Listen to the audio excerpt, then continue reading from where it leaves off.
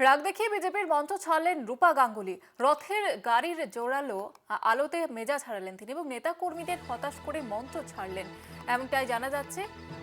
আমাদের সঙ্গে টেলিফোন লাইনে রয়েছেন আমাদের প্রতিনিধি কল্যাণ চন্দ্র। কল্যাণ, ঠিক কি পরিস্থিতি তৈরি হয়, কেন মেজাজ হারালেন তিনি?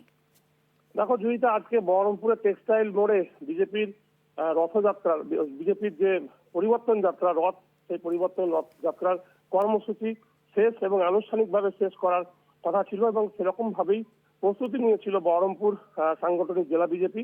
এবং এই মঞ্চে যখন রূপা গাঙ্গুলি বক্তব্য দিতে শুরু করেন, সেই সময় বিজেপি রথ কিন্তু কান্দির ওদিক থেকে এসে প্রবেশ করে এবং সেই রথের গাড়িতে এত আলো ছিল যে রূপা গাঙ্গুলি সঙ্গে সঙ্গে চিৎকার শুরু করেন যে আলো নেভাও, আলো নেভাও, আলো নেভাও।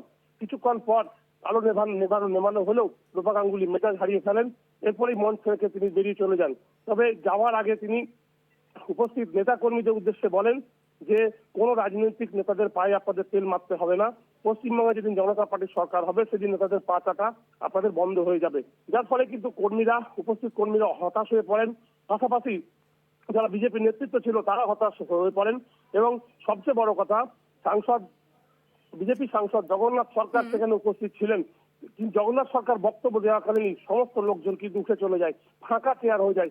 অর্থাৎ দাবি করছে বহরমপুরের তৃণমূল যে বিজেপির এই শো কিন্তু চপ শোতে পরিণত হলো এবং রূপা গাঙ্গুলির এই মেজাজ হারানোতে কিন্তু স্থানীয় যারা উপস্থিত বিজেপির কর্মী সমর্থক ছিলেন প্রত্যেকেই হতাশ হয়েছেন। প্রত্যেকেই একেবারে বলেছেন রূপা গাঙ্গুলি ঠিকভাবেই ভালো বলছিলেন, হঠাৎ করে তিনি মেজাজ হারিয়ে চলে গেলেন। দুইটা ধন্যবাদ জানাবো কল্যাণ।